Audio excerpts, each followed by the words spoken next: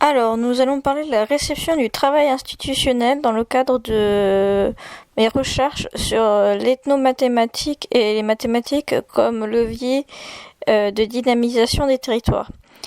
En effet, je me suis intéressée à l'outillage méthodologique et à la réception et travail institutionnel, car l'outillage méthodologique est fixé dans nos premières enquêtes que j'ai réalisées comme étant en décalage profond entre les aspirations des élèves et l'offre éducative. Donc pour comprendre pourquoi ce fossé semble insurmontable, il nous faut interroger en fait la machine qui produit cette norme, mettre réellement les mains en fait dans ce qu'on appelle le cambouis, comme l'expression le dit. Si les mathématiques situées sont si efficaces en lycée pro, pourquoi elles restent invisibilisées dans le reste du système? Et par quel mécanisme politique et économique et enfin éditorial l'institution scolaire verrouille-t-elle en fait l'accès à une science ancrée dans le territoire? Donc nous allons en fait analyser comment la structure même de l'État et les réformes éducatives participent à la reproduction d'une élite qui est déconnectée du sol, le sol dans le sens sol, la terre, quoi. Donc en fait, nous allons ici voir et analyser les politiques éducatives par les manuels, le DGESCO et les réformes Blanquer. Comme des freins institutionnels de la boucle vertueuse, en fait la socialisation mathématique diversifiée qui amènerait à une attractivité territoriale et l'attractivité territoriale qui elle-même amènerait à une socialisation mathématique diversifiée. D'où le terme de boucle vertueuse. Et de démontrer comment en fait l'ethnocentrisme institutionnalisé uniformise les pratiques mathématiques et marginalise les savoirs situés et enfin en fait freine la valorisation identitaire des territoires. Donc nous allons voir cette articulation en 3 temps.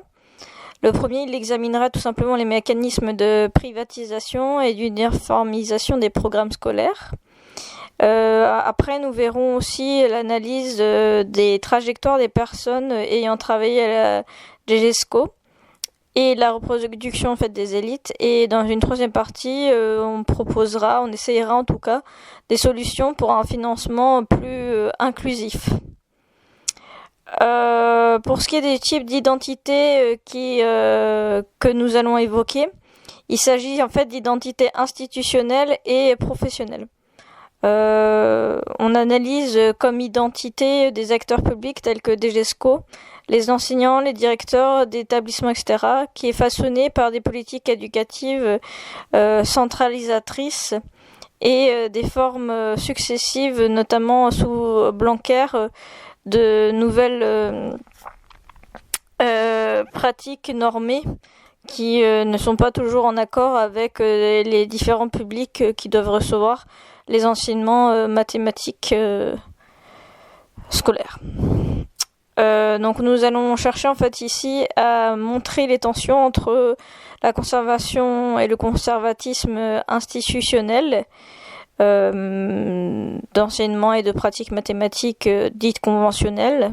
Enfin, du moins c'est comme ça que nous l'appelons, en opposition à des mathématiques alternatives et ça va dans le sens de notre questionnement que nous avons dans un autre podcast sur les mathématiques chaudes et les mathématiques froides que je vous invite à aller écouter si ça vous intéresse.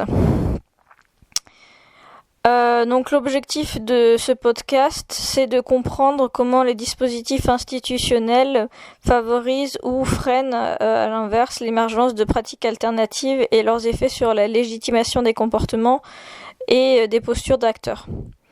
Donc la méthode d'analyse que j'ai choisie et que j'ai utilisée est celle d'analyse documentaire. Donc je me suis basée sur des rapports officiels, des lois, et ça a été complété bien entendu avec des entretiens semi-directifs avec des agents de système éducatif public et des retours réflexifs sur les effets de la centralisation versus initiative locale. La méthode de recueil était donc celle d'entretien semi-directif d'analyse documentaire approfondie. Donc nous allons voir à présent la privatisation et le désenchantement des services publics, le cas des éditions de manuels, parce que c'est au travers des manuels que nous pouvons bien saisir les différentes politiques éducatives et la direction et l'axage des institutions pour tout simplement leur industrie et les secteurs scientifiques qu'ils prévoient sur 5, 10 jusqu'à 25 ans. Donc la dynamique contemporaine du désenchantement de l'État dans les services publics s'inscrit dans un paradigme économique où la rationalisation budgétaire et l'externalisation progressive des missions régaliennes redéfinissent les rapports entre citoyens et institutions. En fait, ce processus amplifie depuis c'est un processus qui est amplifié depuis les années 1980. Et il transforme les mécanismes de solidarité collective en des outils de régulation marchande avec des conséquences socio-économiques différenciées sur les plus vulnérables. La contradiction des dépenses publiques illustrée par les 5 milliards d'euros de coupes budgétaires annoncées en 2024 dans la fonction publique, donc FETSFO de 2024, s'accompagne d'une reconfiguration des modes de gouvernance. L'État actionnaire opère en fait un repli stratégique via des instruments juridiques comme la sociétisation, donc en fait c'est la transformation d'EPIC en société anonyme, et les privatisations partielles comme le prévoit la loi Pacte de 2019. Je vous invite à lire Bernard et Jouve datant de 2023 qui porte vraiment là-dessus. Ces mutations, en fait, elles s'appuient aussi sur un discours valorisant l'efficience marchande au détriment de missions, en fait, et de services publics historiquement assumés par les opérateurs nationaux. Ce désengagement qui capitalise et il capitalise aussi sur une articulation, en fait, d'une extension massive de services, et donc un défaussement de leur devoir de service public.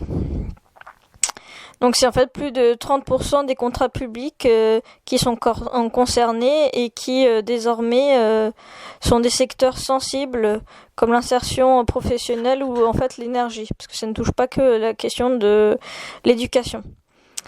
Privé en fait de ces délégations au privé, ça génère des coûts cachés. Donc des TVA, des rémunérations des actionnaires qui sont en fait estimées à plus de 15% par rapport au modèle public intégré, et ça fragilise en fait les savoir-faire institutionnels. La réforme de France Travail de 2024, elle cristallise aussi les effets pervers de cette logique par triplement en fait des contrôles sur les demandes d'emploi, mais aussi en mettant davantage de conditionnalité des allocations via des contrats d'engagement réciproques à objectif hebdomadaire. Donc en fait, l'on observe ainsi réellement un désinvestissement étatique progressif. On est à moins 1,4 milliard d'euros sur 3 ans, qui serait compensé par le retour à l'UNEDIC en fait. Donc pour ça, je vous invite à regarder le très pertinent papier de FSU Emploi de 2024. Ces dispositifs en fait, ils créent une double peine pour les publics précaires. En fait, non seulement l'accompagnement social se raréfie, donc avec plus de 700 postes en moins qui sont prévus en 2025, mais aussi avec des sanctions administratives qui se multiplient. Donc le taux de non-recours aux droits sociaux atteint plus de 35% dans les territoires ruraux, ce qui relève en fait tout simplement un mécanisme d'auto-exclusion systématique. Et face à cette dérive, les mobilisations syndicales et les travaux académiques tels que de Thirion datant de 2000, parce que c'est déjà un effet qui existe mais qui s'est amplifié, ils soulignent en fait tout simplement l'urgence d'à la fois en fait reconquérir les leviers de financement via une fiscalité progressive qui ciblerait les bénéfices des entreprises prestataires, mais en fait c'est aussi de sanctuariser les budgets d'investissement dans des services non marchands. Donc les services non marchands, ce serait la santé, les transports ou encore l'éducation. Donc en fait, il semble qu'il y a une certaine urgence et c'est primordial en fait d'assurer et d'instaurer des conventions citoyennes pour réévaluer les besoins essentiels hors logique comptable. Cette reterritorialisation des politiques publiques, donc, elle suppose quand même de dépasser un mythe de l'État minimal pour reconstruire les institutions qui sont ancrées dans les réalités socio-économiques locales. Comme le montre la crise des opérateurs historiques, donc EDF, La Poste, le retrait étatique génère en fait des coûts sociaux, donc ça va aussi bien de la précarité énergétique ou de la désertification en fait médicale, qui accède largement et qui pas accède, qui en fait ça excède les, oui c'est ça ce que je voulais dire, qui excède largement les économies budgétaires et ce sont des économies budgétaires affichées.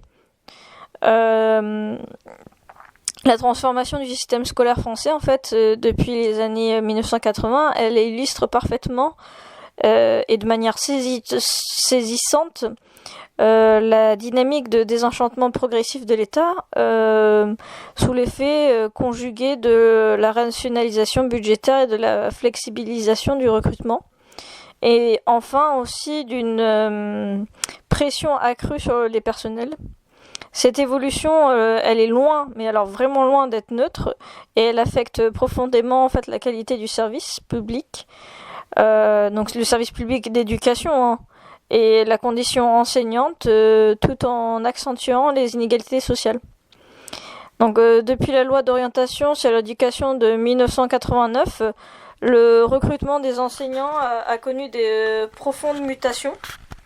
On rappelle qu'en fait, historiquement, l'accès au métier reposait sur des concours exigeants, ouverts avec un cursus universitaire complet, donc niveau master.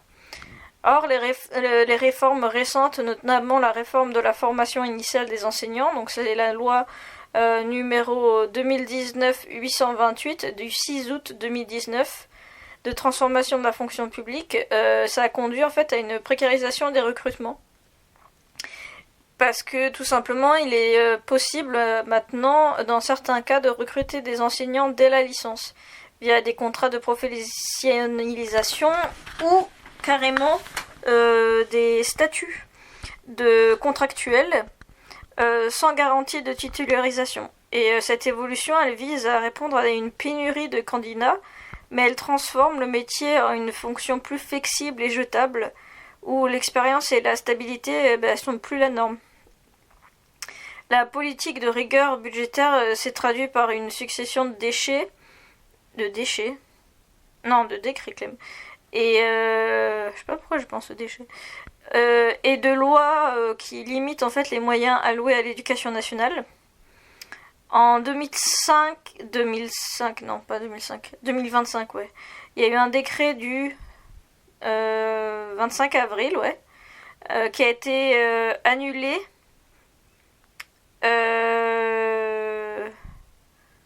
Pas qui a été annulé. Enfin, en gros, le décret du 25 avril, elle a annulé 3,1 milliards d'euros.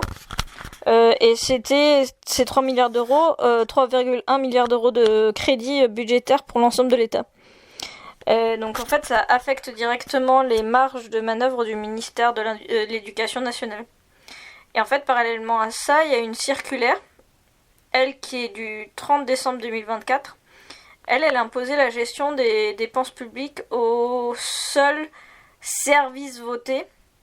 Et en fait, ça exclut tout nouveau projet ou investissement. Et en plus de ça, ça gèle le fait de recruter de nouvelles personnes. Et ça gèle aussi en fait les salaires. Donc on est face vraiment à une austérité structurelle. Et ça se traduit par donc la suppression de postes et la non-reconduction de nombreux contractuels et une dégradation en fait des conditions de travail. Ça a une conséquence directe de ces politiques et c'est tout simplement la montée d'une précarité enseignante et ça a un impact aussi du coup sur une multiplication des contrats courts. Les fameux D qui se transforme en fait de plus en plus en CDU. Donc ça ne touche pas que la fonction publique éducative, mais elle est bien illustrée par ce secteur.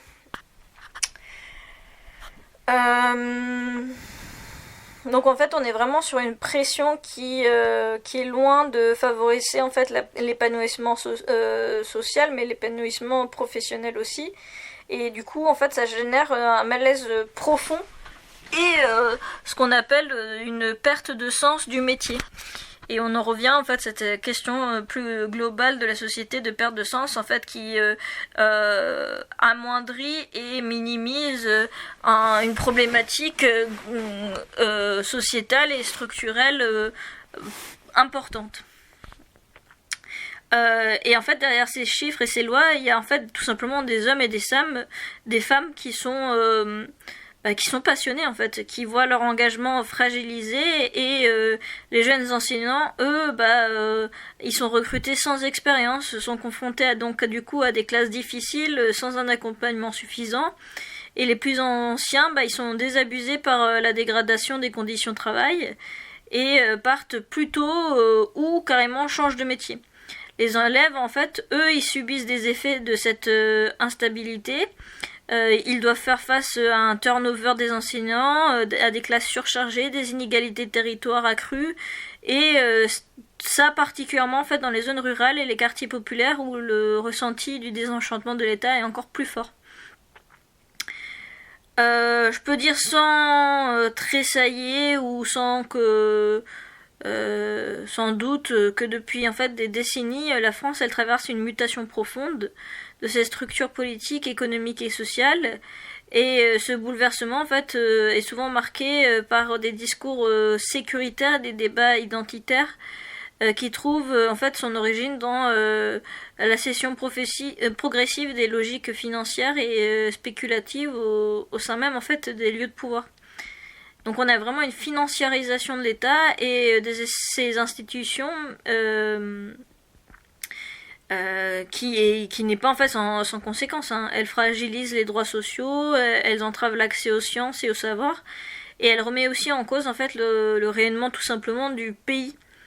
Rayonnement auquel tient énormément à mettre en valeur de façon artificielle et artificialiser les structures étatiques et au plus haut la plus haut échelle de l'État quoi.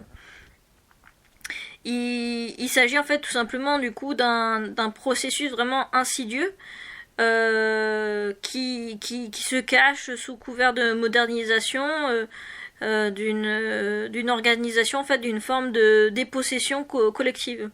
Parce qu'on le rappelle,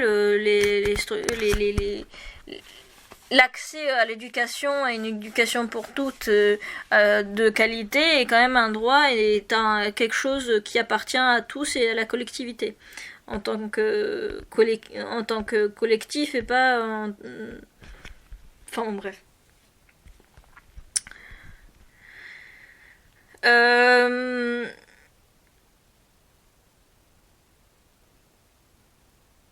On a vraiment en fait une entrée massive des acteurs financiers dans les sphères de décision publique. C'est ce qu'on peut observer même avant cette décennie, mais là c'est particulièrement flagrant. Et c'est une accélération en fait depuis des années 1980. Donc c'est quelque chose qui nous explose au visage actuellement, mais ce n'est pas quelque chose de neuf que l'on découvre que maintenant. En fait, on est vraiment sous l'effet d'une dérégulation en fait totalement des marchés. C'est un effet et de la privatisation en fait progressive des secteurs stratégiques. Donc c'est ce que nous soulignait bien en fait dans son écrit Chavagneux en 2018. En fait, on se rend compte que les grandes entreprises du CAC 40 et les fonds d'investissement ou encore les cabinets de conseil sont désormais en fait omniprésents dans la définition des politiques publiques. Et ça a bien été montré par le rapport du Sénat sur l'influence des cabinets privés. Donc c'est un rapport qui date de 2022. Et on voit bien, que ce soit par ce rapport ou d'autres études comme celle de Chavagneux, qu'on est vraiment sur une mainmise qui se traduit par une orientation systématique des choix collectifs vers une rentabilité à court terme. Et donc du coup ça se fait au détriment de l'intérêt général et de la cohésion sociale. On voit aussi qu'il y a un problème important au niveau de la santé publique, qui était en fait longtemps une fierté nationale, qui en a fait vraiment les frais. Et on a bien une multiplication des partenariats publics-privés, la fermeture des lits des hôpitaux, la tarification de l'activité, T2A, qui ont permis en fait l'entrée de logiques comptables dans la gestion du soin. Bon, on n'apprend rien, surtout après tout ce que nous avons pu vivre avec les pandémies, c'est pas une découverte à ce niveau-là.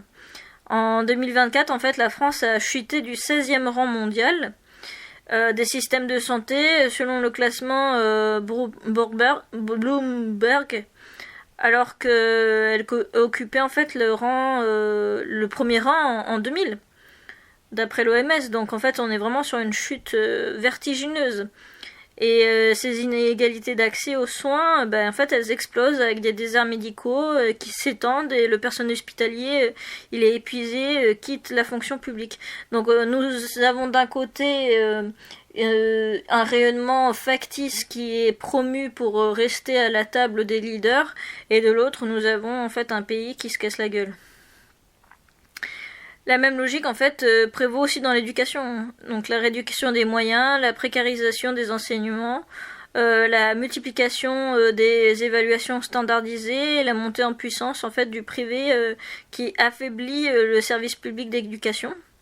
La France est donc, elle était jadis en fait un modèle d'égalité républicaine, comme un modèle de santé publique, et en fait elle se voit aussi dans des classements tels que PISA en fait reculer chaque année quoi. Tandis que l'écart se creuse entre les établissements favorisés et les autres. L'accès aux sciences et au savoir en fait c'était un fondement de l'émancipation. On rappelle déjà avec l'époque scolastique, avec Socrate, Platon, bien après, les mathématiques étaient un enseignement comme l'enseignement de la langue dite maternelle, quelque chose de fondamental pour structurer les pensées, pour structurer se penser et penser la société et le collectif. C'est quelque chose d'indispensable, et ça participe aussi à comprendre le monde et notre place. Donc si on n'est pas en mesure et en capacité de comprendre ce monde, on laisse les clés à quelqu'un d'autre, et c'est le début de la fin de notre propre liberté et de la liberté des autres. Donc en fait on est vraiment dans un sentiment d'impuissance qui s'installe et qui nourrit la conviction que le pays se vend sous nos yeux et le désaccord du peuple français. Et cela va en fait au-delà de questions purement identitaires. C'est vraiment une question qui touche tout un chacun sans penser être français ou corse ou breton. Ça va au-delà. Et pourtant, cette dépossession, elle n'est pas le fruit du hasard en fait. Elle est juste le résultat d'un consentement, parfois tacite, souvent résigné, et exprimé dans les urnes par l'abstention. Donc en fait, il est urgent de reposer la question du sens et de la finalité du projet collectif français. La manière dont l'enseignement des mathématiques est pensé, valorisé et présenté dans notre société n'est jamais neutre. Il s'inscrit dans le contexte de privatisation évoqué précédemment, en fait. Il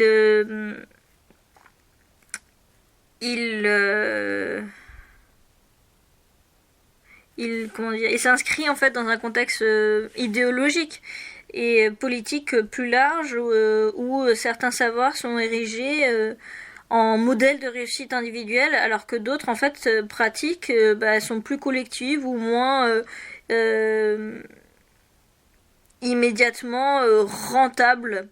Elles sont invisibilisées, voire en fait totalement disqualifiées. Donc c'est un processus qui contribue de façon insidieuse à banaliser dans l'imaginaire collectif que la disparition en fait des services publics et la privatisation progressive de tous les pans de la vie sociale, tout est tout ceci en renforçant en fait des inégalités. Depuis plusieurs décennies, en fait, les mathématiques, elles occupent une place centrale dans le système éducatif français, mais présentée de manière ethno-mathématique, de manière ethnocentrée, pardon. Et elle est présentée comme la voie royale vers l'excellence. Le film, d'ailleurs, La Voie royale, je trouve, est un très beau coup de nez et un vrai outil de remise en question justement de cette question de voie royale et des mathématiques qui sont devenues en fait un outil de ségrégation, de sélection, de distinction sociale, alors qu'elles peuvent être effectivement un outil d'autonomie, mais aussi d'empowerment aussi bien des femmes que des classes minoritaires, des minorités en règle générale. Elles sont pas ces mathématiques uniquement un outil d'excellence qui servirait à une minorité et qui serait une réussite professionnelle intrinsèque. En fait, cette valorisation est loin d'être anodine, hein, que les mathématiques seraient une voie royale vers l'excellence, d'une autonomie et d'une réussite professionnelle. Elle s'accompagne en fait aussi d'un discours méritocratique qui dit que réussir en maths, en fait, c'est la preuve de logique, de rigueur, de capacité d'abstraction, alors qu'en fait, ça oblitère aussi une chose extrêmement importante et que soulignent tous les mathématiciens, grands mathématiciens, c'est la place de l'intuition qui est totalement effacée alors qu'elle est primordiale. Et qu'elle différencie souvent un bon mathématicien d'un mauvais mathématicien. Et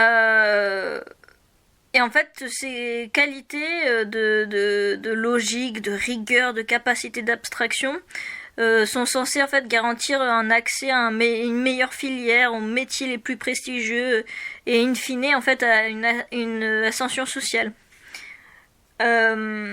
En fait, c'est un récit qui est largement relayé par les médias et les politiques, et aussi par les institutions, en fait, hein, et qui met en avant la figure du self-made man, mathématicien qui serait capable de se construire par ses seuls efforts et son mérite et s'assure.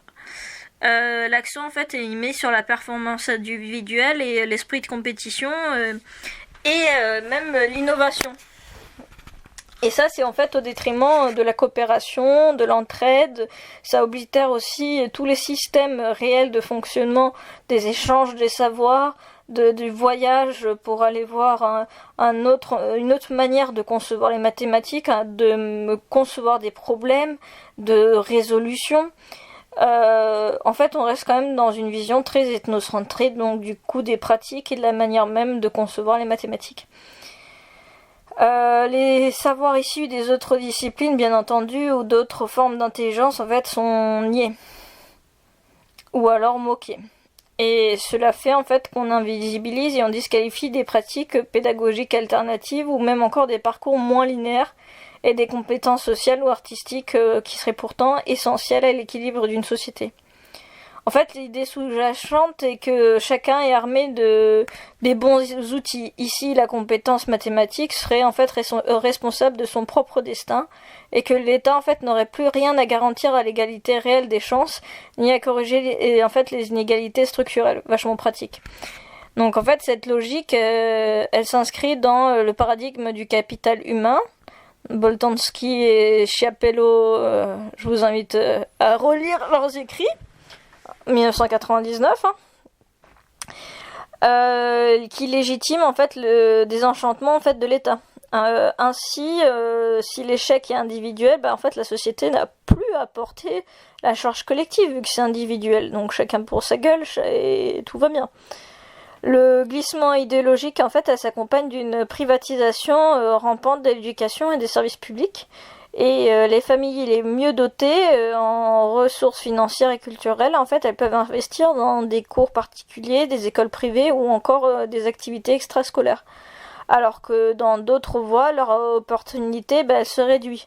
Les inégalités, elles se creusent, mais elles sont présentées comme le résultat d'un manque d'effort ou encore en fait d'un manque de talent, de génie, et non comme en fait le produit d'un système tout simplement inégalitaire. En fait, derrière cette théorie et cette rhétorique de l'empowerment individuel par les mathématiques, il y a des trajectoires, des parcours que l'on qualifie d'accidentés. Les élèves qui se reconnaissent pas dans ce modèle ou qui rencontrent en fait tout simplement des difficultés, ils sont trop souvent en fait stigmatisés ou orientés vers des filières moins valorisées et en fait ils sont privés de la reconnaissance sociale à laquelle ils pourraient prétendre. Et en fait les enseignements et les enseignants eux-mêmes sont soumis à une pression croissante pour faire réussir à tout prix. Et ils voient leur mission éducative être réduite à la production de bons chiffres et de talents compétitifs. Et ça se fait encore une fois au détriment de l'accompagnement humain et en fait de la transmission tout simplement de valeurs citoyennes. Donc en fait il y a vraiment une urgence de repenser en fait l'imaginaire collectif et tout ça en fait autour des mathématiques et plus largement de l'éducation. Donc en fait, plutôt que d'en faire un instrument de légitimation des inégalités et du désengagement de l'État, en fait, il serait plus intéressant de redonner sens à la notion de bien commun, de valoriser la diversité des savoirs et de rappeler que la réussite individuelle, en fait, elle ne saurait se construire sans une solidarité collective. Autrement dit, en fait, on serait avec un avenir d'une société qui ne se mesurerait pas seulement à une performance de quelqu'un, mais à sa capacité à offrir à quelqu'un les moyens de s'épanouir, de comprendre le monde et d'y trouver sa place. En fait, on est vraiment dans une crise actuelle de l'école française qui serait exacerbée par la normalisation des inégalités et la privatisation, en fait, qui est rampante, des savoirs et qui impose une réflexion profonde sur la place et la responsabilité de chaque acteur du système éducatif. Donc en gros, il s'agit plus seulement de dénoncer les dérives, mais d'ouvrir un chantier carrément collectif de redéfinition des rôles et des pratiques et en finalité, on l'espère, de l'éducation. Ça demande vraiment un travail critique qui doit être porté à la fois sur les structures en fait hiérarchiques et des contenus pédagogiques et à l'accès aux ressources afin en fait de renouer avec la promesse d'une école réellement émancipatrice et démocratique. Donc le rôle du coup de l'inspecteur académique qui était longtemps perçu comme celui d'un contrôleur hiérarchique, comme un contrôleur agricole, en fait il doit être repensé à l'aune des réalités du terrain. Trop souvent, la relation entre inspecteur et enseignant, en fait, elle s'est construite sur un climat de crainte et de verticalité où la sanction prime sur l'accompagnement. Alors qu'en fait, pour l'école, il faut retrouver du sens. L'inspecteur, il doit redevenir en fait un véritable partenaire. Il doit être attentif aux spécificités locales et capable de soutenir de l'innovation pédagogique, parce que ça va dans le sens positif d'un enseignement qui comprend et qui va dans le sens des savoirs et des enfants et des enseignants. Ça permet aussi de valoriser en fait la diversité des pratiques, la diversité des savoirs et la diversité des manières de penser. En fait, il s'agit de sortir carrément vraiment d'une logique de contrôle pour aller vers une logique de co-construction. Parce qu'on pense la co-construction pour des projets territoriaux, mais on peut le penser aussi la co-construction pour tout simplement une échelle encore plus petite de projets éducatifs à l'échelle nationale, communale et d'une salle de classe, où l'expertise de terrain en fait elle serait reconnue et intégrée dans le processus de décision. En fait, la question des manuels scolaires, notamment en mathématiques, est donc tout aussi cruciale. leur contenu, leur manière d'aborder les savoirs, mais aussi les valeurs qu'ils véhiculent, elles façonnent durablement l'imaginaire des élèves. Et en fait, trop souvent, ces ouvrages, ils produisent des schémas ethnocentrés qui valorisent la compétition et en fait, ils occultent la pluralité des approches scientifiques. Donc là, on le voit particulièrement avec Chopin, ses écrits de 2008, qui montrent bien en fait ce manque d'approche scientifique plurielle dont a besoin et ont pu exprimer de nombreux élèves ces 6 dernières années au sein de mon enquête, et on peut le retrouver aussi dans d'autres enquêtes de façon un peu détournée à l'échelle nationale. En fait, il y a vraiment une urgence de repenser à la fois la forme et le fond des manuels, et pour qu'ils deviennent vraiment des outils d'ouverture et de réflexion. De réflexion critique et d'inclusion. Par ailleurs, en fait, il y a vraiment aussi un problème d'accès aux établissements scolaires qui reste en fait largement verrouillé par le quasi-monopole de grands groupes éditoriaux comme Nathan ou Hachette, sous prétexte de protéger les élèves des influences extérieures, ce qui est une très bonne chose et qu'on ne critique pas, loin de là. En fait, on l'exclut quand même des petits éditeurs ou tout simplement des intervenants qui ne peuvent être autres que des éditeurs qui peuvent quand même avoir une certaine légitimité et des compétences intéressantes, aussi bien pour les élèves que les enseignants et pour la collectivité.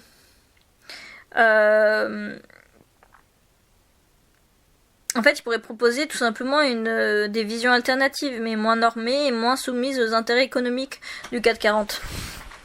Et c'est ça le problème. Pas pour nous, mais pour le 440. En fait, cette situation, elle est loin d'être anodine. Elle participe en fait à une homogénéisation des savoirs et à la reproduction des inégalités culturelles.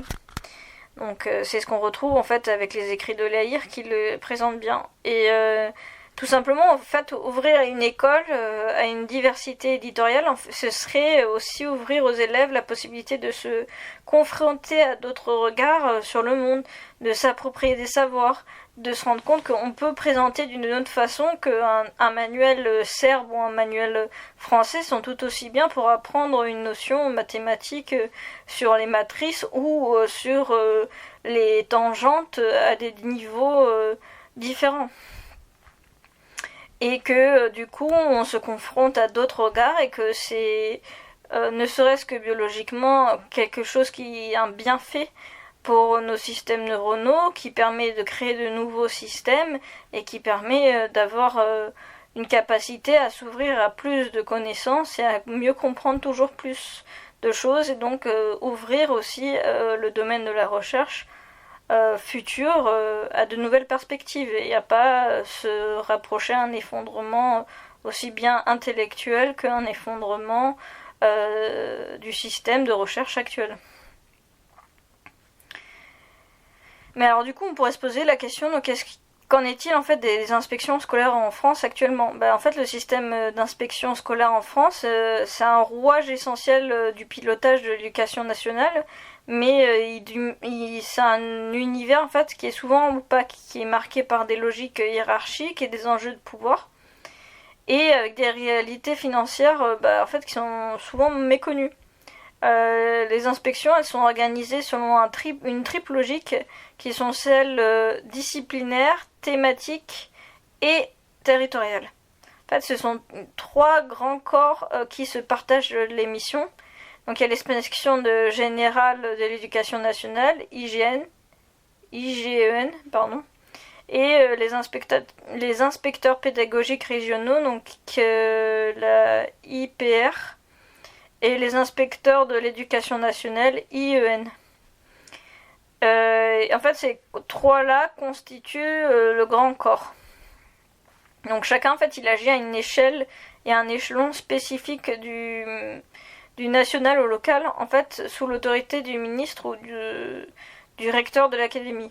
Et leur mission officielle est de veiller à la qualité de l'enseignement et à la mise en œuvre des politiques éducatives, et aussi à l'évaluation des personnels et à l'atteinte des objectifs fixés par le ministère. Les inspecteurs, ils reçoivent une lettre de mission prioritaire qui orientent leur action sur certains établissements ou territoires jugés stratégiques. Donc déjà, en fait, ce ne sont pas tous les territoires. Et ou identifiés comme en difficulté. Du moins, en fait, ils sont caractérisés comme tels. Donc en fait, ils participent également à l'évaluation globale du système éducatif et à la notation des enseignements et des enseignants à la formation. En fait, en pratique, tous les établissements ne sont pas inspectés avec la même fréquence ni la même intensité.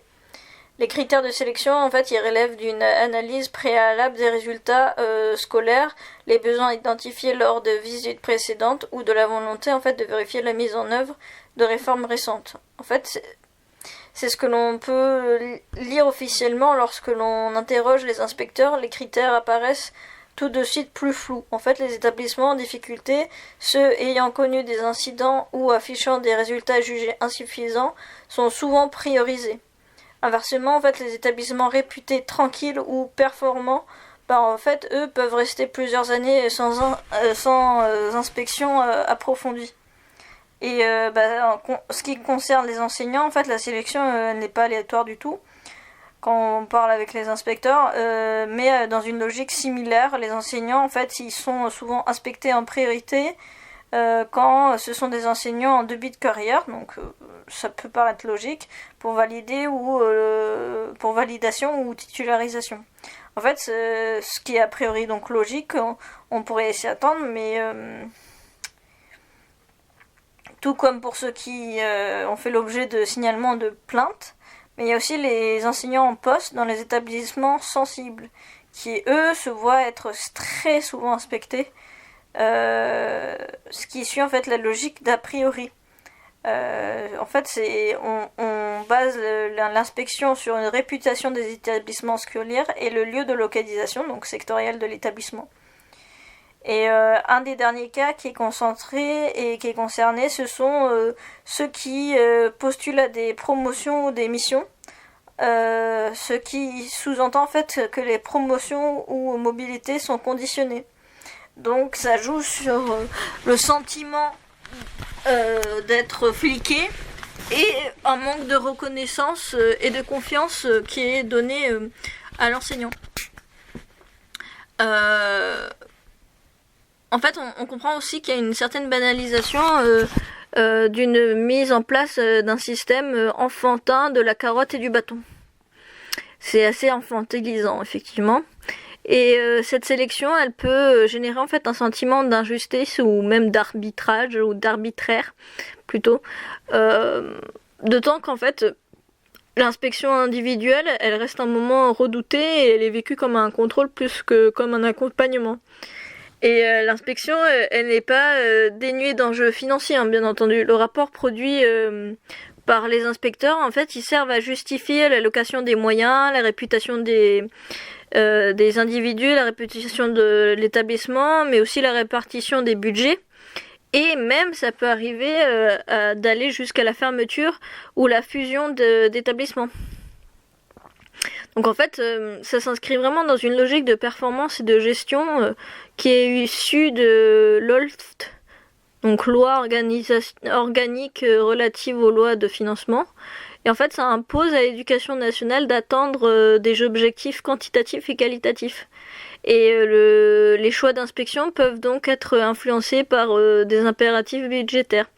En fait, ça cible les établissements où des économies sont attendues et ou ceux devant justifier de moyens supplémentaires. En plus, le modèle d'inspection actuel tend en fait à renforcer la verticalité du système avec l'inspecteur, cadre supérieur en haut de la chaîne et qui rend des comptes en fait à une hiérarchie qui pilote, qui met en œuvre des politiques nationales, parfois au détriment en fait de prise en compte de réalités locales. Hein. Donc en fait, cette logique, elle peut accentuer la pression sur les équipes et générer en fait un climat de défiance et freiner l'innovation tout simplement pédagogique. Et c'est loin d'être un outil de contrôle pédagogique. Hein. L'inspection scolaire s'inscrit en fait aujourd'hui au cœur de la gouvernance financière de l'éducation nationale. Hein. Cette dimension Cette dimension budgétaire, elle est souvent invisibilisée et invisible pour les enseignants, les familles et même une partie des chefs d'établissement.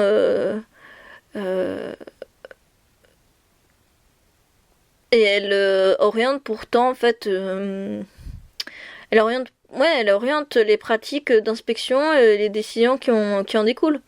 En fait, depuis l'entrée en vigueur de la LOLF, LOLF, loi organique relative aux lois finances 2001, l'État français a engagé une transformation profonde de sa gestion publique. Elle est fondée sur la performance, l'évaluation et la responsabilisation des gestionnaires. Et l'éducation nationale, le premier budget de l'État n'a pas échappé à cette dynamique. Le pilotage par objectifs, indicateurs et résultats, il s'est imposé à tous les niveaux, de la centrale ministérielle jusqu'aux établissements scolaires. Dans ce contexte, en fait, les rapports d'inspection, ils sont plus simplement des évaluations pédagogiques, mais en fait, ils deviennent des pièces maîtresses du processus d'allocation des ressources. Les inspecteurs, en fait, en documentant les forces et faiblesses d'un établissement, en fait, ils influencent directement les arbitrages budgétaires. En fait, ils opèrent, ils permettent que les rectorats et la direction départementale réalisent vraiment ces arbitrages budgétaires. Et du coup, concrètement, en fait, lorsqu'un rapport d'inspection met en avant des sous-effectifs et des sous-résultats insuffisants ou une inadéquation de l'offre pédagogique, en fait, il peut servir à justifier la fermeture d'une classe ou encore à la fusion de 2 établissements ou même encore, en fait, la suppression carrément d'un site scolaire entier.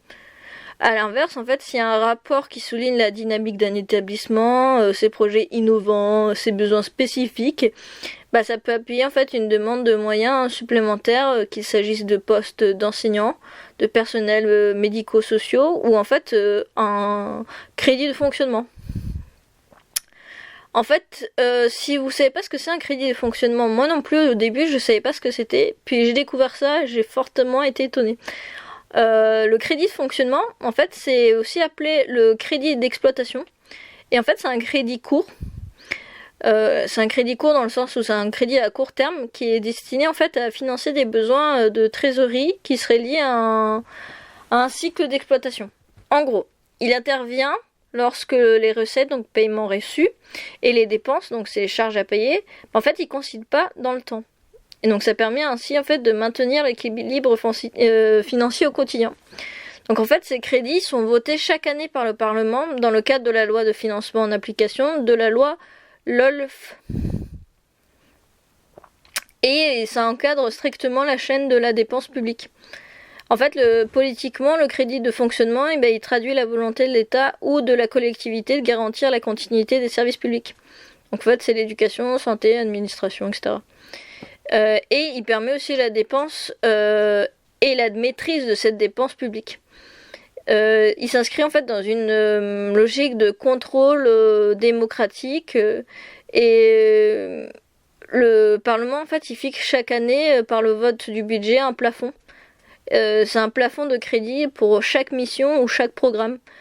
Ce qui permet en fait de prioriser certaines politiques ou d'en limiter d'autres justement selon les choix collectifs et les contraintes économiques.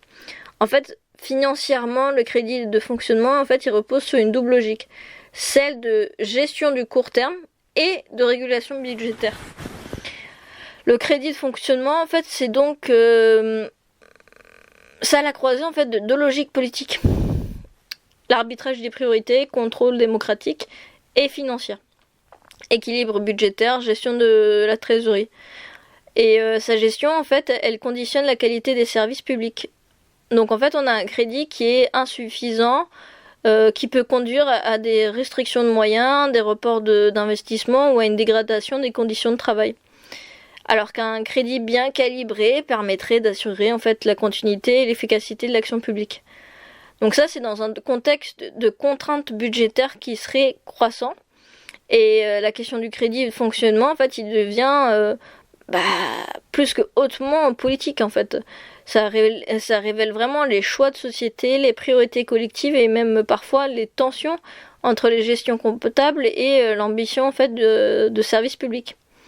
Donc on a vraiment la logique de performance qui est au cœur de l'OLF, qui pousse les inspecteurs à produire en fait des évaluations qui s'appuient sur des indicateurs quantitatifs tels que les taux de réussite ou examens, les absentéismes, l'attractivité de l'établissement ou encore le coût par élève. Et en fait, cette approche, si elle permet une certaine objectivation des choix, elle tend à invisibiliser la complexité des situations locales et la réalité vécue par les acteurs de terrain. En fait, les établissements performants, dits comme tels, en fait, ils sont valorisés et soutenus, alors que ceux qui peinent à répondre aux critères fixés, eux, ils risquent d'être stigmatisés et fragilisés.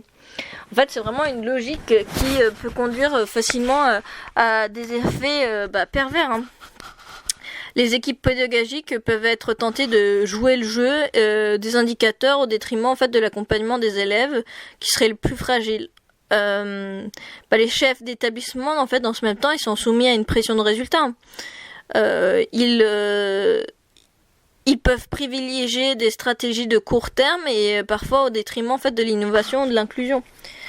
Toujours dans cette même logique de vouloir jouer le jeu.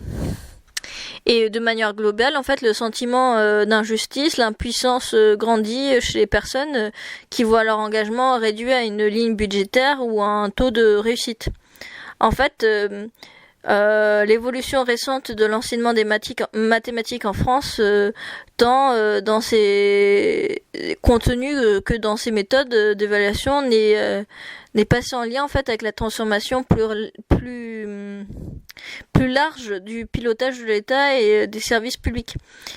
Derrière la mise en avant de certaines pratiques mathématiques au détriment d'autres, en fait, on redessine carrément une stratégie de banalisation du fonctionnement gestionnaire, d'acceptation implicite d'une logique tout simplement quantitative, et ça se fait au détriment de la qualité, de la réflexion critique ou même encore de l'émancipation individuelle et collective.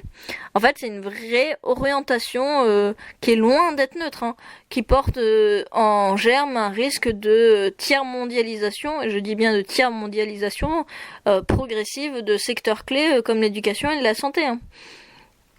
Comme nous avons pu l'évoquer, en fait, depuis une vingtaine d'années, l'accent il est mis sur les mathématiques appliquées, la modélisation, les statistiques, l'algorithme, au détriment en fait de mathématiques fondamentales ou de la réflexion épistémologique. En fait, ça s'inscrit dans une volonté de former des individus adaptés à un monde régi par la gestion des données, de la mesure de la performance et de l'optimisation des ressources.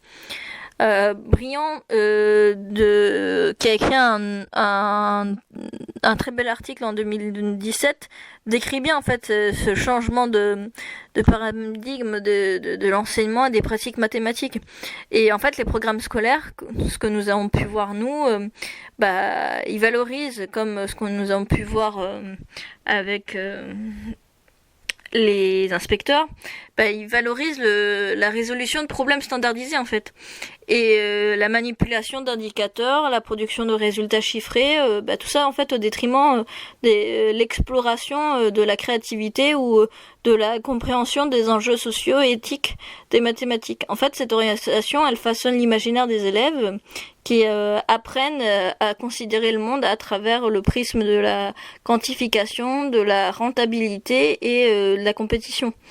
En fait, on banalise l'idée que la qualité d'un service, qu'il s'agisse d'une école ou d'un hôpital en fait, ou d'une administration, se mesure exclusivement à l'aune de critères quantitatifs. En fait, on aurait un nombre de diplômes qui seraient délivrés, un taux de réussite, un coût par élève ou par patient, etc. Et en fait, les dimensions qualitatives, relationnelles, humaines sont carrément reléguées au second plan, voire au troisième plan, quoi. Si c'est pas invisibilisé. En fait, derrière cette évolution, il y a des choses et des choix budgétaires et des stratégies d'ajustement. Il est mis en avant de la pratique des mathématiques gestionnaires qui permettrait de justifier des politiques d'austérité en fait. On standardise les évaluations, on privilégie les indicateurs de performance, on peut plus facilement en fait rationaliser les moyens, fermer les classes, mutualiser les ressources et réduire les coûts. Et les économies réalisées sur le dos de la qualité de l'éducation ou de la qualité des soins sont ainsi légitimées par des tableaux de bord, des graphiques et des scores qui en fait masquent la réalité vécue par les usagers et les professionnels. Les manuels scolaires eux-mêmes, produits par des grands groupes éditoriaux, intègrent cette logique. En effet, ils privilégient des exercices reproductibles, des méthodes efficaces et la préparation des évaluations nationales ou internationales au détriment de l'ouverture culturelle, de la diversité des approches ou encore la réflexion critique. Et il n'y a pas que moi qui le dis, Chopin, ne serait-ce que son écrit datant de 2008, le montre bien. En fait, l'analyse que j'ai pu faire des manuels scolaires, en particulier ceux de mathématiques, il révèle une dynamique profonde de la standardisation et de l'alignement sur des logiques gestionnaires qui n'est pas sans conséquence sur la formation intellectuelle, culturelle et citoyenne des élèves. Cette tendance a été même documentée par de nombreux travaux scientifiques tels donc Chopin, Lanière, Reuter, je sais jamais comment on dit, Reuter, datant de 2018 et H de 2020 bien sûr. En fait, les manuels scolaires actuels, ils produisent majoritairement un ethnocentrisme important et ils sont produits aussi majoritairement par de grands groupes éditoriaux tels que Nathan, Hachette, Bordas. Je vous invite juste à regarder votre bibliothèque. À mon avis, vous trouverez un de ces trois-là sans trop de difficultés. Et ils sont conçus pour répondre en fait à des cahiers des charges précis, souvent dictés par le ministère de l'Éducation nationale et les attentes des évaluations nationales et internationales telles que PISA, TIMSS, TIMSS. Cette sont contraintes. Elle conduit à une homogénéisation des contenus et des méthodes. En effet, les manuels, ils privilégient des exercices types, facilement évaluables, qui permettent d'automatiser les processus sans toujours comprendre le sens profond. En fait, on n'apprend pas à comprendre les mathématiques et à aimer les mathématiques. On nous apprend juste à, comme un ouvrier industriel, à industrialiser le savoir scientifique mathématique. En fait, l'accent est mis sur la résolution rapide de problèmes standardisés, la mise en technique opératoire et la préparation au test au détriment de la créativité, de la recherche ou carrément de l'exploration de solutions alternatives et nouvelles. Les chapitres ils sont souvent aussi structurés pour coller aux attendus des évaluations nationales, ce qui pousse en fait à une focalisation sur certains savoirs au détriment d'autres qui sont jugés encore une fois moins rentables en termes de résultats, encore une fois chiffrés. Donc en fait on a vraiment une orientation qui n'est pas tournée vers la formation des élèves et la dynamique de classe, mais avec des manuels qui proposent rarement des contextes culturels variés, des ouvertures sur d'autres traditions mathématiques. Alors l'ethnomathématique, on a un petit peu d'histoire mathématique très vite, mais alors l'ethnomathématique, il faut vraiment oublier. La philosophie ou les sciences humaines, pareil. Les mathématiques, ils apparaissent comme un univers clos et qui est carrément déconnecté des réalités sociales, culturelles et scientifiques. En fait, la place est laissée à la discussion, à la justification des démarches, à l'analyse des erreurs ou à la prise de recul est souvent carrément minimale, pour pas dire inexistante. Les élèves, ils sont entraînés à appliquer des recettes. C'est même le terme utilisé par de nombreux enseignants, et des manuels surtout, non à questionner le sens des mathématiques ou leur utilité sociale ou les valeurs qu'elles véhiculent. Les enseignants, soumis à la pression des programmes et des évaluations, s'appuient massivement sur ces manuels, ce qui limite leur liberté pédagogique et leur capacité à adapter des contenus aux besoins spécifiques de leurs élèves. C'est pas moi qui le dis, c'est Lanier Reuter, datant de 2018, qui fait le même constat. La domination de quelques grands éditeurs, souvent liés à de puissants groupes financiers, n'est pas sans incidence en fait sur la diversité des ressources proposées. Hein. Nous pouvons citer par exemple un monopole de fait. En effet, les petits éditeurs porteurs de perspectives alternatives, en fait, ils peinent vraiment à accéder au marché scolaire, qui est verrouillé par les appels d'offres et les habitudes d'achat des établissements. Les manuels, en fait, ils sont conçus pour être renouvelés fréquemment, répondre à des critères de rentabilité, de volume, ce qui favorise en fait totalement la production de contenus standardisés qui facilite la commercialisation, et ça se fait au détriment de l'innovation pédagogique qui prend du temps, de l'argent et de la force de travail humaine. Et ça se fait au détriment en fait d'une ouverture culturelle. Et paradoxalement, avec le maintien du secteur avec le secteur de l'éditeur, on se retrouve avec vraiment un écart important et un manque de choix.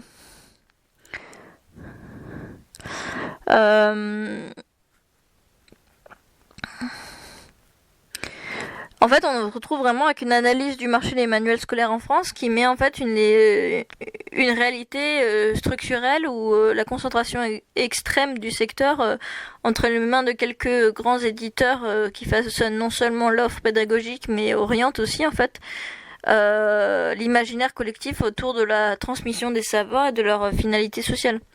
En fait, cette domination n'est pas neutre, elle peut même être considérée comme néfaste, hein, car elle sert à des logiques politiques et économiques qui participent à la financiarisation et à la privatisation progressive du savoir.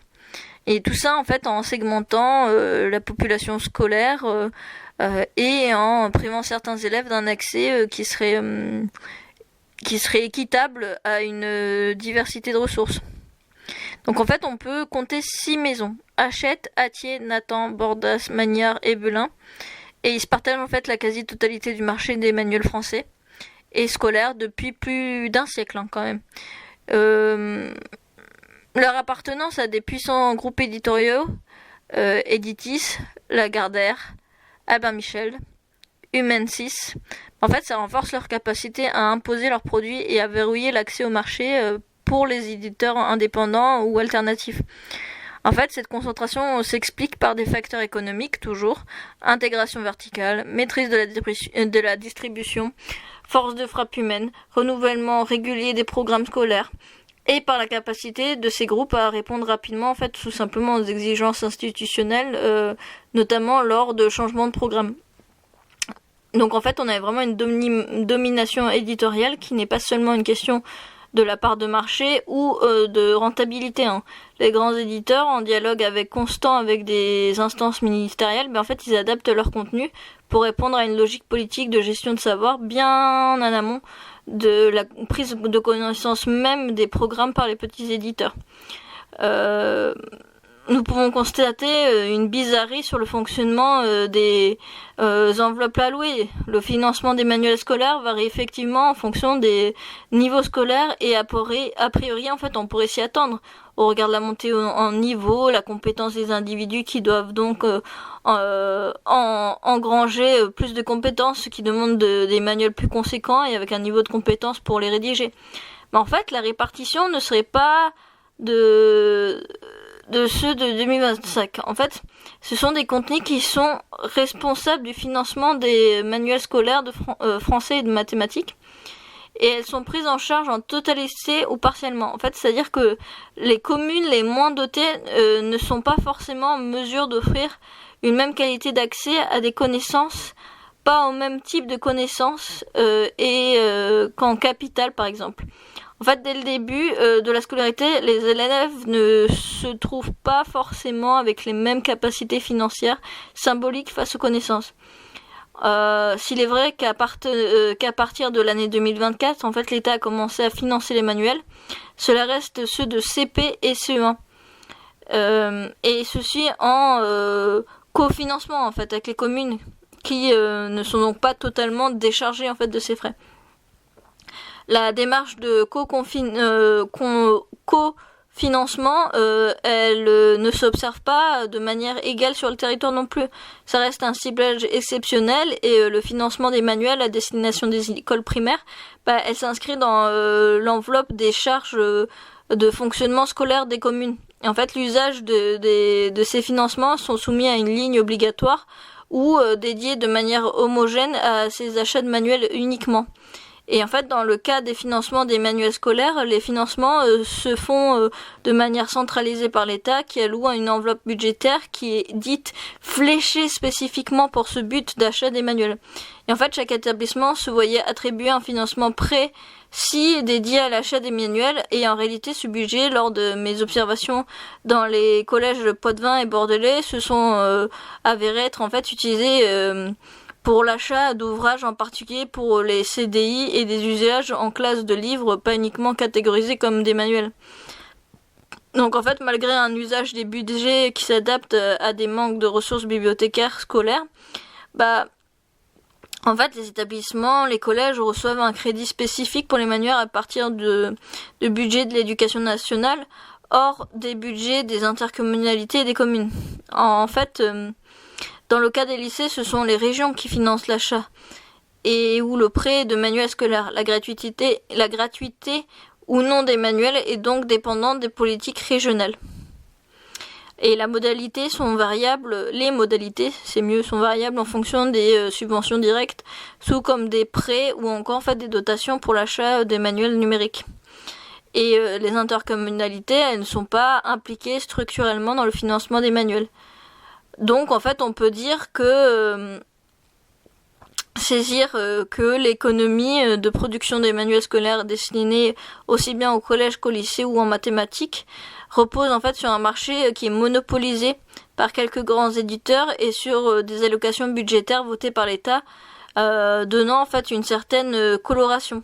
Il y a en fait une régulation institutionnelle avec ses limites qui est pensée pour garantir une idée au minima d'égalité des chances. Et du coup, face à cette fragmentation du marché, les 5 grands groupes, en fait, ils se partagent 75% du chiffre d'affaires global de l'édition. Et ceci alors qu'en fait, il existe plus de 45 000 maisons d'édition. Hein. Et ces grands groupes, ils bénéficient d'une économie d'échelle et d'une grande capacité de réalisation de surproduction pour noyer le marché. Et donc répondre rapidement aux demandes de renouvellement direct liées au changement de programme scolaire. Et les documents en fait qui sont facilement retrouvables et produits par les cours des comptes montrent bien que le marché de l'édition scolaire en France, il se concentre très fortement. Pouvez-vous référer d'ailleurs au rapport cours des comptes de l'édition scolaire datant de 2023. En fait, le changement de programme ne change en réalité pas en totalité les contenus des produits éditoriaux. En fait, ça permet aussi aux gros éditeurs tels que Nathan de proposer un produit quasi identique, ce qui ne demande pas un travail de production de contenu important, ce qui serait chronophage. Hein. Et de ce fait, en fait, cela permet à ces derniers de grands groupes de s'adapter rapidement aux nouveaux textes officiels. Et cette pratique de surproduction structurelle, en fait, elle donne lieu à une offre qui dépasse les vrais besoins scolaires, mais qui permet cependant de sécuriser en fait leur part de marché en saturant les rayons et les circuits de distribution. La FEF, donc en fait la Fédération éditeur française, ont montré dans leurs différentes études qu'un grand nombre ont des capacités logistiques telles que le stockage et l'impression rapide ou encore la distribution nationale qui est importante. Et un nombre important peut imprimer, mettre en place des adaptations de contenu et de formes nécessaires de manière de répondre rapidement et expédier de manière tout aussi rapide à un manuel. Et en fait, les temps de cycle éditorial et d'expédition sont ramenés à 3 semaines après l'annonce officielle d'un nouveau programme, dans le cas des éditeurs indépendants. Et cette domination structurelle du marché n'est pas en fait une chose nouvelle. Cette domination structurelle du marché était déjà relevée par Christian Baudelot et Roger Establé au sein de leur étude sur l'école de production éditoriale, l'école Capitale, datée de 1992 et rééditée en 2024.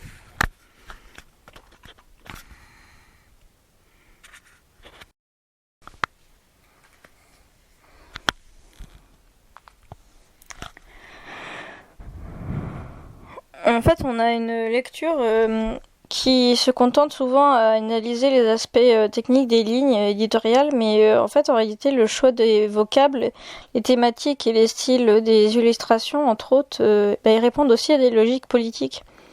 Il y a des choses mises en avant ou d'autres qui sont oblitérées ou encore légitimées, oubliées.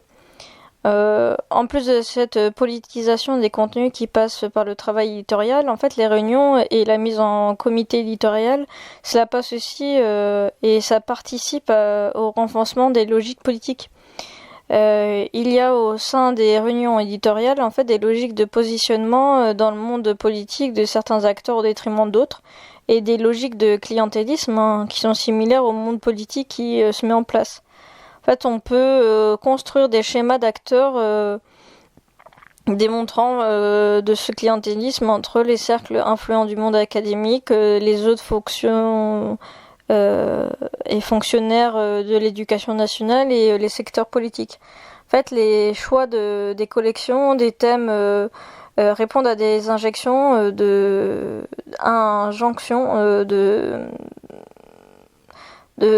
cette toile d'acteurs, mais aussi en fait, comme il l'a souligné Baudelot et Establet, à des attentes formulées dans les sphères politiques ou administratives. Les grandes éditions, elles font pas uniquement que suivre des réformes scolaires, elles les anticipent et dans certains cas le guide par la capacité à modeler ce qui sera enseigné et la manière dont ce sera reçu.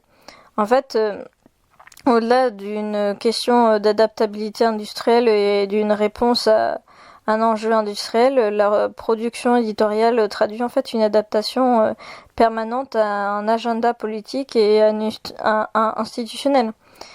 Sont des comités des grands éditeurs, leur comment dire, leur direction en fait pédagogique et les services marketing qui permettent l'élaboration des stratégies d'adaptation à une mise en agenda, des sujets précis à traiter, comment les traiter, comment la question en fait par exemple des jeunes femmes doit être valorisée pour intégrer davantage le monde des sciences dures par exemple. Le manuel comme Le Tour de France par deux enfants de Bruno Fouillet, 1800 et des patates, 1877. En fait, il avait largement diffusé pendant la Troisième République et construisait et diffusait une vision en fait nationaliste et unifiée de la France. En fait, la République était présentée comme une notion qui ne pouvait être dépassée. Hein. Le manuel, il devait servir un récit patriotique et qui était républicain. Qui devait toucher les jeunes générations. Et en fait, le fameux "tu dois aimer la France parce que la nature l'a fait belle et parce que son histoire l'a fait grande", eh bien en fait ça devait imprégner les esprits des jeunes têtes blondes françaises. Et en fait, l'on rappelle aussi le rôle important des manuels pour la diffusion en fait d'un roman national. Et les éditions scolaires, en fait, elles se limitent pas à suivre les réformes ou les mutations des systèmes scolaires. Hein. Elles servent de médiateurs, de médiums entre les politiques publiques et les attentes institutionnelles et enfin les logiques d'influence qui traversent l'espace éducatif.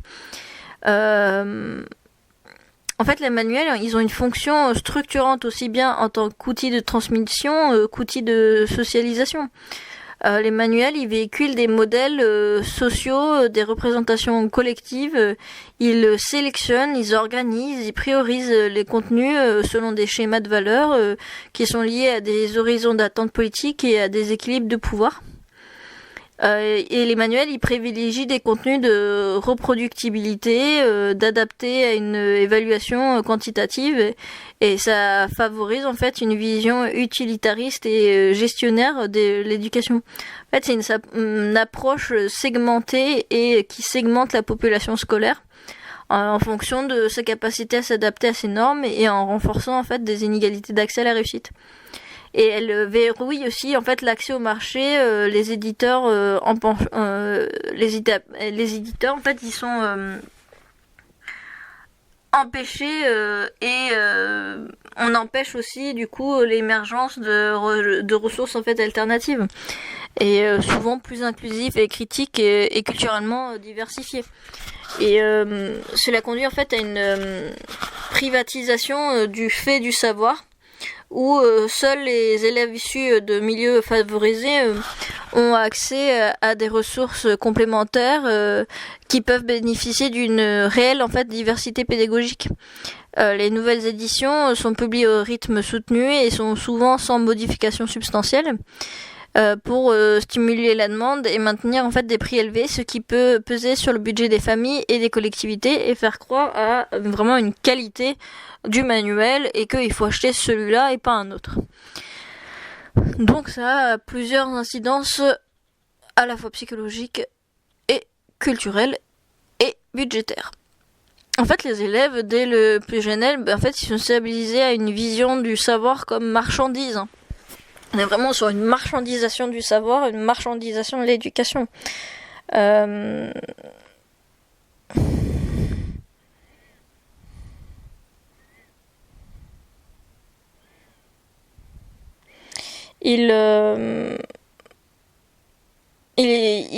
jeunes sont vraiment soumis à une vision des savoirs comme un objet de compétition et de rentabilité à atteindre absolument en fait. Cette logique, elle prépare entre autres les esprits à accepter en fait la privatisation des services publics et à la segmentation sociale comme des évidences qui seraient naturelles. Et le verrouillage du marché des manuels scolaires, par quelques grands éditeurs, n'est qu'un enjeu fait économique. Elle traduit une orientation politique qui sera en faveur de la financiarisation et la privatisation du savoir. Et en fait, elle segmenterait la population et priverait les plus fragiles d'un accès équitable à la diversité éducative. Ça pousserait à repenser la régulation du savoir et du secteur. Et d'ouvrir l'accès en fait aux éditeurs indépendants et encourager la pluralité des ressources en fait sont tout autant de conditions pour préserver la mission démocratique de l'école et garantir l'égalité des chances. La banalisation du quantitatif et l'invivilisation du qualitatif en fait ce ne sont pas des conséquences pour l'avenir du pays d'après eux. À force de réduire l'éducation et la santé à des logiques d'optimisation du budget, en fait on en arrive à sacrifier l'exigence de la qualité, la formation des esprits critiques et même la capacité d'innovation. Alors qu'on nous demande cela même, donc nous sommes dans un paradoxe total et dans une schizophrénie. Je ne devrais pas dire ça parce que la schizophrénie est quelque chose qui doit être reconnu, mais nous sommes là-dedans. Les inégalités, en fait, elles se creusent. Et les familles les mieux dotées contournent le système public, alors que les plus fragiles, ils subissent une dégradation continue des services.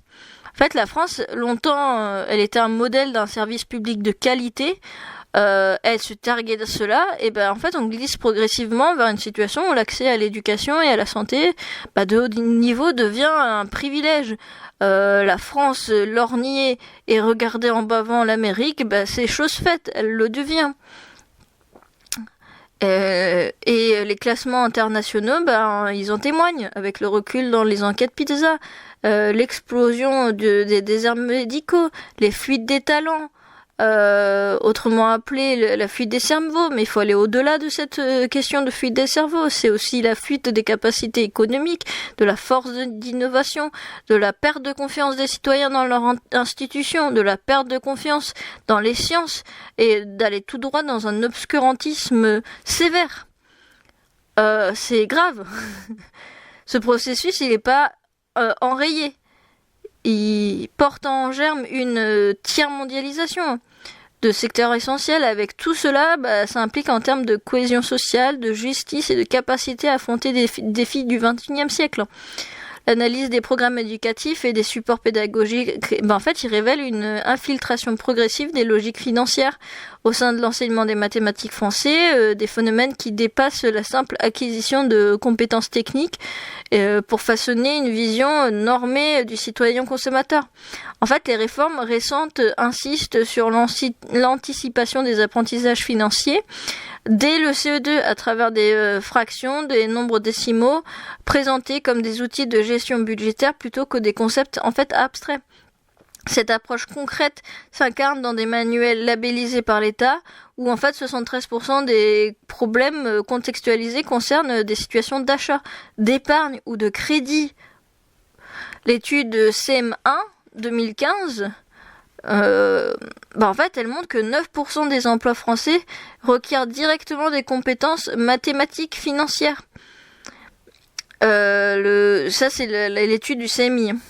Et qui justifie, selon les décideurs, cette orientation pédagogique. En fait,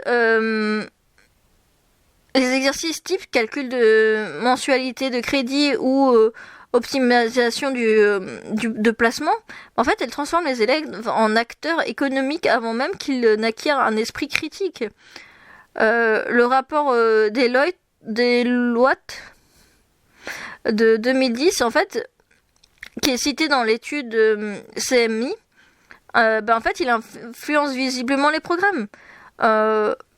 82% des problèmes de mathématiques financières au lycée reproduisent les schémas néolibéraux. Individualisation des risques, rationalité instrumentale, et seuls 12% abordent les dimensions sociales ou environnementales des choix économiques. En fait, cette financiarisation, elle s'accompagne d'un glissement sémantique. L'on ne parle plus de besoins, mais les manuels parlent de projet ou encore de portefeuille plutôt que de budget. En fait, l'élève devient vraiment un gestionnaire de capital humain.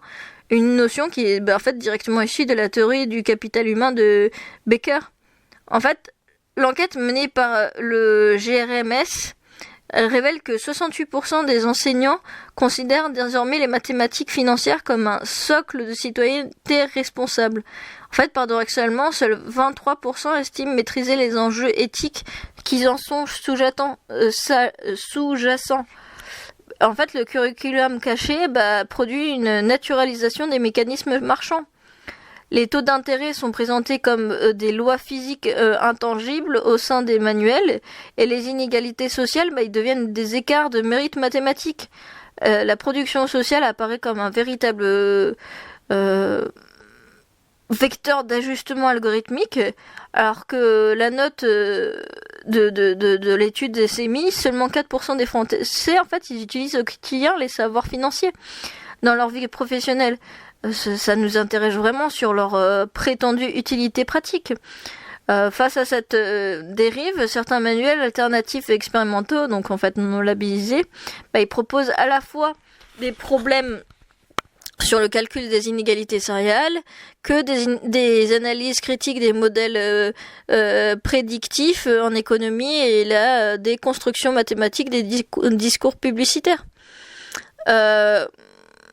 Ces initiatives, elles restent marginales, mais signalent une résistance à la réduction des mathématiques, un outil de formation économique, de formatting économique. On est formaté. La question du rôle des maisons d'édition, en fait, dans la construction des identités scolaires et sociales, en fait, elle m'apparaît comme étant centrale. Derrière l'apparente neutralité des manuels, comme nous avons déjà pu saisir, en fait, il se joue une lutte de l'imposition des normes, de valeurs, de vision du monde. En fait, ça s'inscrit dans une histoire longue de légitimation des savoirs et des pratiques à l'école. Aujourd'hui, des grandes maisons d'édition qui se partagent un quasi-monopole du marché des manuels scolaires en France, ils participent à la diffusion d'une conception particulière de l'individu et de la société. Et en fait, c'est en cohérence avec la droite libérale catholique. Alors, j'ai rien contre la droite libérale catholique, je vous rassure. C'est juste que je fais un constat. À travers la financiarisation des contenus, la valorisation de l'entrepreneuriat et la normalisation de l'élève consommateur. En fait, en France, malgré la diversité apparente du paysage éditorial, donc environ plus de 10 000 maisons d'édition, quand même un paquet, le secteur des manuels scolaires est en fait dominé par quelques grands groupes, comme on a pu le dire, et qui imposent leurs choix éditoriaux sur l'ensemble du système éducatif. Et en fait, cette concentration favorise l'uniformisation en fait des contenus. Donc, et la diffusion massive de certaines représentations sociales au détriment d'une pluralité de points de vue. Donc en fait, on n'est pas contre un point de vue. Nous sommes contre et un peu excédés de voir qu'il n'y ait pas plusieurs points de vue qui pourraient nourrir même le premier point de vue. Et comités en fait éditoriaux des grandes maisons, en fait ce sont des entités internes privées non soumises à des droits publics mais intégrées à un réseau d'interdépendance avec des systèmes scolaires. La composition habituelle est telle que un responsable de collection, souvent un ancien enseignant, des inspecteurs généraux territoriaux, des actifs ou retraités qui agissent comme des acteurs directeurs de collection ou experts. En fait, il y a aussi, mais plus rarement, des universitaires spécialisés dans la discipline qui constituent la composition habituelle du comité éditorial. Le fonctionnement de ces comités, en fait, sont des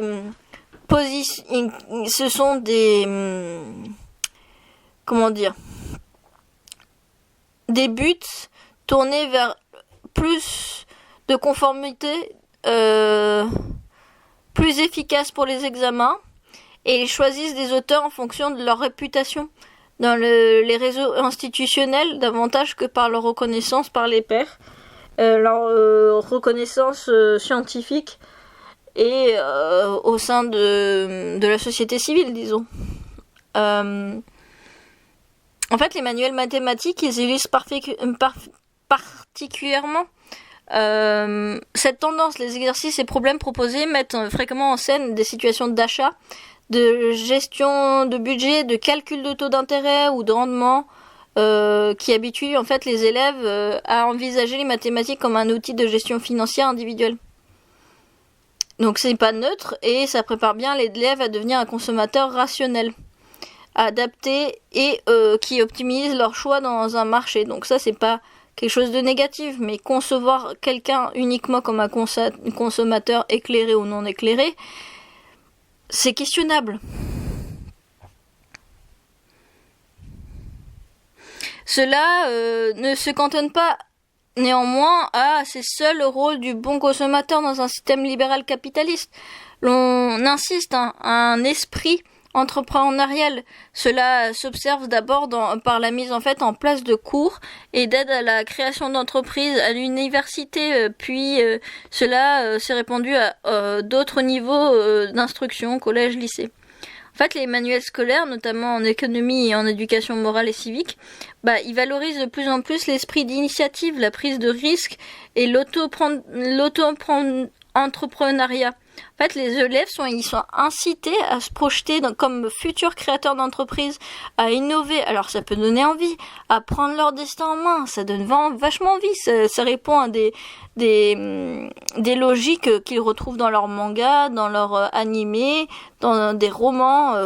Ça fait écho à une rhétorique de la responsabilisation, en fait, de l'autonomie, qui est promue par la politique néolibérale. Et en fait, c'est une injonction à l'entrepreneuriat de soi, qui s'accompagne en fait d'une individualisation des réussites et des échecs, où chaque élève est sommé en fait de devenir le gestionnaire de sa propre vie, pour reprendre Ehrenberg de 1991. Ces choix éditoriaux en fait sont pas sans lien avec l'histoire de l'école française, qui est façonnée par des tensions entre héritage républicain et des influences catholiques conservatrices. La valorisation du mérite individuel, de l'effort, du respect de l'ordre, de la hiérarchie, et ça se fait au détriment de la solidarité et de l'esprit critique. Et ça s'inscrit dans une conception de la société qui privilégie la compétition, la discipline et la soumission à l'autorité. En fait, l'école, loin d'être un espace neutre, en fait, c'est un lieu de socialisation différenciée. On s'impose des habitus en cohérence avec des attentes de classe dominante. Les manuels scolaires, eux, ils diffusent des normes, des modèles de réussite qui sont conformes à l'idéologie libérale catholique et participent à la reproduction des inégalités sociales et à la légitimation d'un ordre social fondé sur la concurrence et la soumission de l'économie de marché. En fait, les contenus des manuels scolaires, les modes d'évaluation, les attentes implicites en matière de langage, de comportement ou de références culturelles, en fait, elles reflètent et imposent les goûts et les styles de vie et en fait la manière d'être des groupes sociaux les plus favorisés. Par les contenus des manuels scolaires, en fait, on saisit aussi les dynamiques de pouvoir et de reproduction sociale ainsi que les diffusions d'identité. Le secteur des manuels scolaires en France, il est dominé par une poignée de maisons, comme on a pu le dire, et cette concentration de pouvoir éditorial est pas sans conséquence sur la nature des savoirs transmis, ni la manière aussi dont les écoles façonnent les identités des élèves. En gros, concrètement, le parcours est social, et le parcours même et l'origine sociale même des différents propriétaires de maisons d'édition, ce sont des éléments de compréhension de la reproduction sociale du projet de reproduction et de production des manuels. En fait, ces maisons ont été fondées et dirigées par des familles ou des groupes qui sont issus de la bourgeoisie intellectuelle et industrielle. Par exemple, Magnard, en fait, ça a été créé en 1933 par Roger Magnard, puis dirigé par son fils, Louis Magnard, avant d'être intégré au groupe Albin Michel, qui est propriétaire d'une dynastie d'éditeurs Hachette, fondée au 19e, fait partie aujourd'hui du groupe Lagardère, l'un des plus grands conglomérats français, tandis que Hatier et Nathan sont également intégrés à de grands groupes éditoriaux. En fait, ces groupes appartiennent majoritairement à des familles ou des fortunes industrielles, souvent proches de cercles de pouvoir économique et politique. Selon le monde diplomatique, 90% de la production éditoriale française est aujourd'hui entre les mains d'une poignée de grandes fortunes, ce qui renforce la capacité des acteurs à imposer leurs choix éditoriaux et l'ensemble du système éducatif.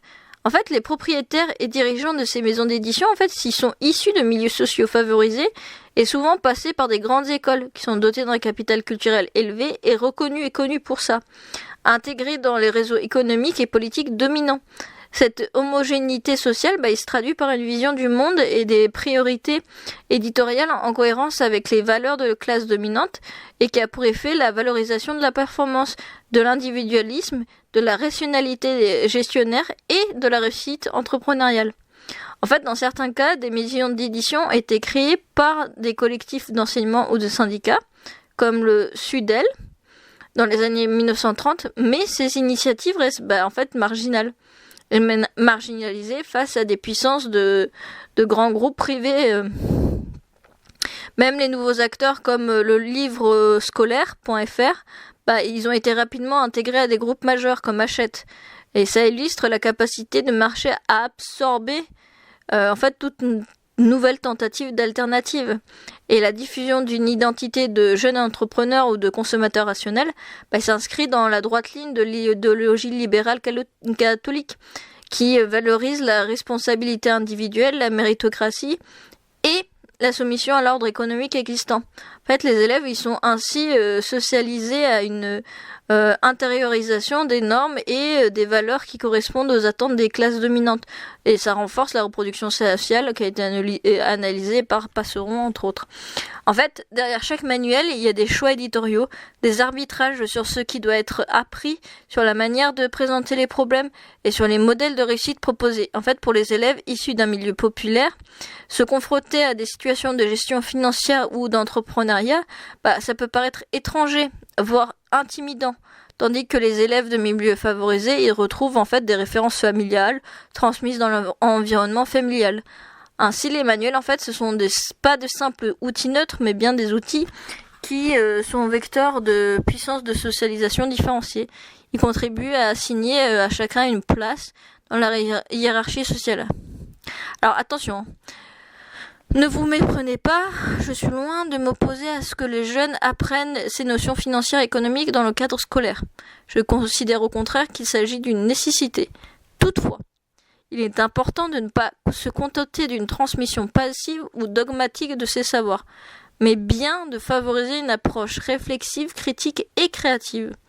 En fait, l'enseignement des mathématiques, lorsqu'il intègre l'analyse des systèmes économiques et financiers, il doit passer par la simple transmission technique ou utilitariste. Il s'agit en fait de permettre aux élèves de saisir les logiques sous-jacentes des systèmes, d'en comprendre les enjeux, mais aussi d'en interroger les fondements et les effets sociaux. En fait, comme il souligne Bourdieu, même si je suis pas grand fan de Bourdieu, il a quand même dit des choses intéressantes. La transmission scolaire, en fait, elle ne doit pas se limiter à la reproduction d'un ordre social, mais peut devenir en fait un levier de transformation, d'émancipation. Et il est essentiel d'encourager les élèves à questionner en fait ces modèles d'économie dominants et à imaginer d'autres manières de concevoir le système financier et économique. En fait, le format actuel des manuels scolaires est caractérisé par la multiplication des exercices standardisés, leur formulation souvent décontextualisée, le temps limité explicitement indiqué pour leur résolution. En fait, ça participe à une certaine banalisation de l'aliénation des populations. Cette approche, elle tend à réduire les mathématiques à une série de tâches à accomplir dans un temps contraint, sans laisser la place à la réflexion, à la maturation, à la créativité. En fait, selon Charlot, de 1997, cette logique de l'urgence et de la performance, elle contribue à une forme de passivité intellectuelle, paradoxalement, au fait de faire un exercice de mathématiques. Parce que, en fait, l'élève, il intériorise l'idée que la connaissance, elle nécessite pas de temps de réflexion approfondie. En fait, ça va contre même l'idée qu'en fait les mathématiques, elles offrent bien plus qu'un simple outil de calcul ou de modélisation. En fait, c'est bien un langage qui permet de penser autrement le monde, d'en saisir les structures, mais aussi d'imaginer des alternatives. En fait, comme il suggère Chevalard, il est crucial de présenter les mathématiques sous différentes formes, de les situer dans des contextes variés, de montrer comment elles peuvent servir à interroger ou en fait même transformer la réalité sociale. L'enseignement des mathématiques appliquées à l'économie, il ne doit pas se limiter à la simple compréhension des équations ou à la maîtrise de modèles d'optimisation. En fait, elle doit aller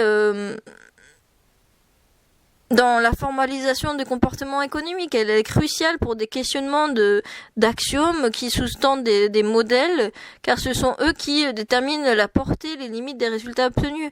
En fait, l'enseignement de la microéconomie, en se focalisant uniquement sur des situations type abstraites, sans expliquer les hypothèses implicites, rationalité parfaite, information complète, elle risque de renforcer l'idée que les modèles économiques sont neutres et universels, alors que qui sont avant tout des constructions sociales et historiques en fait. Dans un contexte où les jeunes sont confrontés à une multiplicité de jeux de paris, en fait, il est pertinent d'interroger la manière dont les manuels scolaires, par leur contenu et leur forme, peuvent contribuer à banaliser implicitement ou explicitement la pratique de ces jeux et à créer une accoutumance à des comportements à risque. Les manuels scolaires, ils abordent fréquemment la notion de probabilité à travers les exemples tirés des jeux de hasard, lancer de dés, tirage au sort, loterie. En fait, si l'objectif affiché est d'apprendre à calculer la probabilité, l'effet induit peut être de normaliser, voire de valoriser la pratique des jeux, sans que ce soit explicitement des enjeux socio-économiques et psychologiques associés. En fait, les travaux de la didactique des mathématiques et la contextualisation des exercices est essentielle pour éviter toute confusion entre apprentissage formel et réalité sociale. Pourtant, en fait, il est rare de voir des exercices qui, par leur formulation, présentent les jeux de paris comme des activités anodines, voire ludiques, sans mise en garde sur leurs risques potentiels. Bon, alors il est vrai que l'intégration du jeu dans l'apprentissage schématique présente de nombreux avantages, mais est-ce qu'on est vraiment obligé de leur présenter des jeux de paris qui mettent en jeu de l'argent ? Elle valorise l'engagement, la motivation et la compréhension des concepts abstraits. L'apprentissage des mathématiques présente des nombreux avantages, il est vrai. Cependant, lorsque le jeu se limite à des situations de pari ou de hasard, il peut contribuer en fait à banaliser, comme on a pu le dire, et l'on le redit, des comportements à risque chez les jeunes que j'ai pu enquêter et voir. On parle quand même de plus de 400 €, des fois pour certains jeunes qui sont volés dans les familles, pour jouer, parce qu'ils ont pris le goût du jeu et que ça commençait par des exercices de mathématiques. souvent peu conscients des enjeux économiques et sociaux sous-jacents et devant se confronter à la réalité quand ils ont fait une, je cite, énorme connerie. Les manuels, en proposant des exercices de probabilité autour de jeux de paris, en fait, ils peuvent implicitement encourager les élèves à considérer des pratiques comme banales, voire à s'initier hors du cadre scolaire. Cette banalisation est d'autant plus problématique que les jeunes, ils comprennent pas toujours le fonctionnement des marchés économiques, des cotes ou des mécanismes d'addiction. En fait, ce phénomène de jeu de paris met en jeu de l'argent du jeune, mais aussi de la famille, pouvant aller jusqu'à 200 ou 400 euros, investis 200 euros par mois. Et c'est pas toujours réalisé dans le dos des tuteurs légaux. Ceci, d'après mes observations réalisées sur une cohorte de jeunes de lycée bordelais, en fait, on se rend compte qu'il y a une initiation qui se met en place par les parents. Que cette culture, celle déjà existante, si elle est induite par l'environnement familial, elle est aussi amicale et elle est créée. Cette déconnexion entre jeu et effet du jeu, elle est renforcée par le manque de contextualisation des exercices, qui ne mettent pas en avant les enjeux de dépendance, de perte financière ou de manipulation par les industries du jeu. En fait, une étude récente sur les jeux de société mathématiques montre que si le jeu peut être un vecteur d'apprentissage efficace, il doit être accompagné d'une réflexion sur les usages et ses limites pour éviter tout effet pervers. En fait, pour éviter la banalisation de l'accoutumance au jeu de paris, il est essentiel de repenser la manière dont les manuels scolaires abordent ces thématiques. Il s'agit de contextualiser les exercices, d'expliciter les enjeux sociaux, économiques, et d'encourager en fait une réflexion critique sur les pratiques de paris. Cela passe par l'intégration de situations de problèmes complexes qui permet aux élèves de questionner les mécanismes d'addiction, de spéculation, de manipulation économique, et l'objectif est de développer une pensée mathématique qui soit à la fois rigoureuse, réflexive et engagée dans la compréhension du monde réel. Il est essentiel aussi de souligner que l'insistance sur la dimension ludique de l'enseignement des mathématiques, notamment à travers l'exercice portant sur les jeux de hasard, peut masquer la réalité économique sous-jacente des pratiques. Cette occultation volontaire ou non contribue encore une fois à détacher l'apprentissage de son contexte social et économique et banaliser des comportements qui, dans la vie réelle, comportent des risques importants pour les jeunes. La ludification des apprentissages est devenue une stratégie pédagogique courante qui vise à renforcer la motivation de l'apprentissage des élèves. Toutefois, lorsque cette approche est appliquée aux jeux de paris, elle risque de transformer une activité potentielle addictive en simple objet d'étude mathématique sans interroger ses implications.